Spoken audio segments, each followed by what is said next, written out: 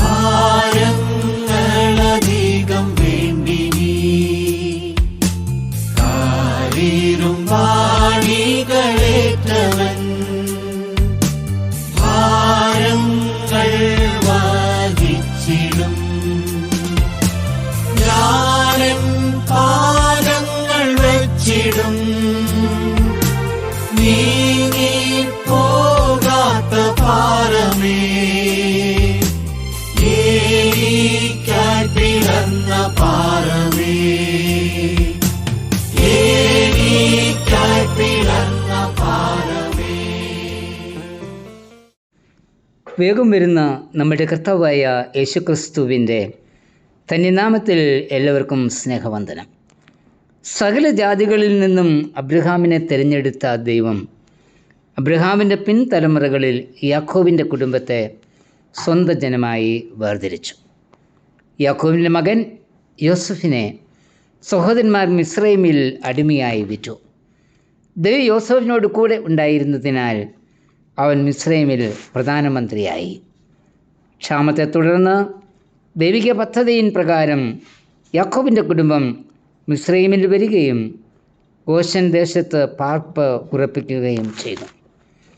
മിസ്രൈം ദേശത്ത് വന്ന യാക്കോബിൻ്റെ കുടുംബത്തിൽ ആകെ 70 പേർ ഉണ്ടായിരുന്നു. ഉൽപ്പത്തി 46:27.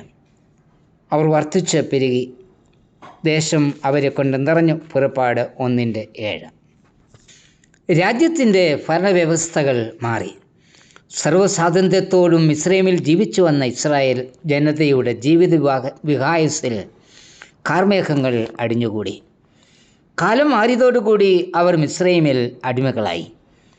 മിസ്രൈമിലെ കഠിന വേല നിമിത്തം ഇസ്രായേൽ ദൈവത്തോട് നിലവിളിച്ചു. ദൈവം അവരുടെ നിലവിളി കേട്ടു. പുറപ്പാട് 2:24. യഹോവയായി ദൈവം പറയുന്നത്, മിസ്രൈമിലുള്ള എൻ്റെ ജനത്തിൻ്റെ കഷ്ടത ഞാൻ കണ്ടു, ഞാൻ അവരുടെ നിലവിളി കേട്ടു, ഞാൻ അവരുടെ സങ്കടങ്ങൾ അറിയുന്നു. പുറപ്പാട് 3:7. സങ്കടങ്ങൾ അറിയുകയും നിലവിളി കേൾക്കുകയും ചെയ്യുന്നവനാ നമ്മളുടെ ദൈവം.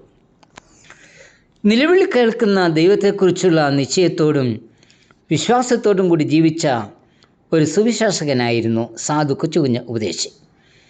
ജീവിതത്തിലുണ്ടാകുന്ന പ്രതിസന്ധികളിൽ ദൈവസ്നേഹത്തെ ഉപദേശി രുചിച്ചറിഞ്ഞിരുന്നു. ശാരീരികമായ ബലഹീനതയിൽ അസുഖം വളരെ കൂടുതലായി, കാലുകൾക്ക് നീര് വെച്ചിരിക്കുന്നു, കുഴമ്പ് വാങ്ങുവാൻ പോലും പണമില്ല. രാവിലെ പ്രാർത്ഥനയ്ക്കായി ദൈവസന്നിധിയിൽ ഇരുന്ന ഉപദേശി എൻ്റെ ദൈവം സ്വർഗസിംഹാസനത്തിൽ എന്ന പാട്ടിൻ്റെ 4 വരികൾ എഴുതി. പിന്നീട് വീടിൻ്റെ വരാന്തയിലേക്ക് ഇറങ്ങി. തൻ്റെ ഒരു ചാർച്ചക്കാരൻ ദൂരെ നിന്നും വരുന്നത് ഉപദേശി കണ്ടു. അദ്ദേഹത്തിന് സാമ്പത്തികമായി ഉയർച്ചയുണ്ട്. വീട്ടിലോട്ട് കയറി വന്നാൽ കുഴമ്പ് വാങ്ങുവാൻ അല്പം പണം ചോദിക്കാം എന്ന് ഉപദേശി ചിന്തിച്ചു. പക്ഷേ ആ വ്യക്തി ഉപദേശിയെ കണ്ടിട്ടും കാണാതെ നടന്നുപോയി. ഉപദേശി അകത്ത് കയറി മുട്ടുകൾ മടക്കി. രാവിലെ തുടങ്ങി വെച്ച പാട്ടിൻ്റെ അടുത്ത വരികൾ തനിക്ക് ലഭിച്ചു. ആരും സഹായമില്ല, എല്ലാവരും പാരിൽ കണ്ടും കാണാതെയും പോയിടുമ്പോൾ, എന്നാൽ എനിക്കൊരു സഹായകൻ വാനിൽ ഉണ്ടെന്നറിഞ്ഞതിൽ ഉല്ലാസമേ. അത് എനിക്കായി ഒരു സഹായകൻ സ്വർഗത്തിൽ ഉണ്ട്.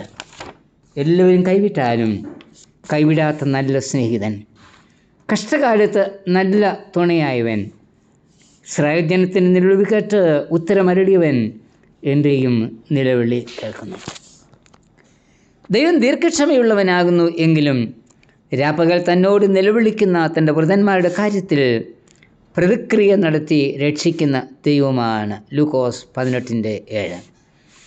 ഇസ്രായേൽ ജനതയുടെ നിലവിളി കേട്ട് ദൈവം അവർക്ക് വിടുതലിൻ്റെ മുഖാന്തരമാകുവാൻ മോശയെ തിരഞ്ഞെടുത്തുകൊണ്ട് പറയുന്നത്, മിസ്രൈമിലുള്ള എൻ്റെ ജനത്തിൻ്റെ കഷ്ടത ഞാൻ കണ്ടു, അവരുടെ സങ്കടങ്ങൾ ഞാൻ അറിയുന്നു. കഷ്ടത അനുഭവിക്കുന്ന ഇസ്രായേലിനെ എൻ്റെ ജനമെന്ന ദൈവം വിളിക്കുന്നത്. കഷ്ടത അനുഭവിക്കുന്ന എല്ലാവരും ദൈവത്തിൻ്റെ ജനമാണ്. എന്നാൽ ദൈവവുമായി ബന്ധമില്ലാത്തവരും ഉണ്ടല്ലോ. അവരെക്കുറിച്ച് യെശയ്യാ 1:15 പറയുന്നത്, അവരുടെ കൈ രക്തം കൊണ്ട് നിറഞ്ഞിരിക്കുകയാൽ അവരെത്ര തന്നെ പ്രാർത്ഥിച്ചാലും ഞാൻ കേൾക്കയില്ല എന്ന്. ഇത് നമുക്ക് നൽകുന്ന ഒരു മുന്നറിയിപ്പ് കൂടിയാണ്. മറ്റുള്ളവർക്കെതിരായി പ്രവർത്തിക്കുകയും ദുരാലോചനകൾ കഴിക്കുകയും ചെയ്ത ശേഷം ദൈവമേ എന്നോട് കരുണയുണ്ടാകണമേ എന്ന് പ്രാർത്ഥിച്ചാൽ ആ പ്രാർത്ഥനയ്ക്ക് ഒരിക്കലും ഉത്തരം ലഭിക്കില്ല. ദൈവം കഷ്ടപ്പെടുന്നവൻ്റെയും പീഡ അനുഭവിക്കുന്നവൻ്റെയും പക്ഷത്താണ്. ദൈവം അങ്ങനെയുള്ളവരുടെ നിലവിളി കേൾക്കുന്നു. പ്രതികൂല കാറ്റുകൾ നമുക്ക് നേരെ ആഞ്ഞടിക്കുമ്പോൾ അവൻ നമ്മെ കരങ്ങളിൽ വഹിക്കും. തൻ്റെ ശുശ്രൂഷക്കാലത്ത് സമൂഹം വെറുത്തിരുന്നവരെയും രോഗപീഠകളാൽ കഷ്ടപ്പെടുന്നവരെയും താണജാതിയിൽപ്പെട്ടവരെയും ഭൂതാത്മാക്കൾ ബാധിച്ച് കഷ്ടത അനുഭവിക്കുന്നവരെയും കണ്ട് മനസ്സലിഞ്ഞ കർത്താവ് നമ്മുടെ വേദനകളിലും മനസ്സലിവ് കാണിക്കാതിരിക്കുമോ? നമ്മുടെ നിലവിളി ശ്രദ്ധിച്ച് കേട്ട് പ്രതികരിക്കുന്ന ദൈവമാണ് നമ്മുടെ ദൈവം. സമ്പത്തെല്ലാം നഷ്ടപ്പെടുകയും മക്കളെല്ലാവരും മരിക്കുകയും ശരീരമാകമാനം പരുക്കൾ ബാധിച്ച് വേദനിച്ച് ചാരത്തിൽ ഇരിക്കുകയും ചെയ്യുന്ന ഇയ്യോബിനോട് തൻ്റെ പ്രിയപ്പെട്ട ഭാര്യ പറഞ്ഞു, ഇനിയെങ്കിലും നിൻ്റെ വിശ്വാസത്തെ മുറുകെ പിടിക്കാതെ ദൈവത്തെ ത്യജിച്ചു പറഞ്ഞ് മരിച്ചു കളക എന്ന്. ഈ സാഹചര്യത്തിൽ ഇയ്യോബിൻ്റെ മറുപടി, നാം ദൈവത്തിൻ്റെ കൈകളിൽ നന്മ കൈക്കൊള്ളുന്നു, തിന്മയും കൈക്കൊള്ളരുതോ എന്നായിരുന്നു 2:9-10 വാക്യങ്ങൾ. എത്രയോ നന്മകൾ നൽകിയ കർത്താവ് ഇതുവരെയും നമ്മെ നടത്തിയത്. തിന്മകൾ ജീവിതത്തിൽ വല്ലപ്പോഴും അല്ലേ ഉണ്ടായിട്ടുള്ളൂ? പിന്നെ എന്തിനാ നിലവിളിക്കുന്നു? ജീവിതത്തിൻ്റെ ഓരോ സാഹചര്യത്തിലും നമ്മെ താങ്ങി നടത്തുന്ന കർത്താവ് കൂടെയുണ്ട് എന്ന് നമുക്ക് പൂർണ്ണമായി വിശ്വസിക്കാം. കർത്താവേ, എല്ലാ സാഹചര്യങ്ങളിലും നീ കൂടെയുള്ളതിനാൽ സ്തോത്രം. ആമേൻ. തീരം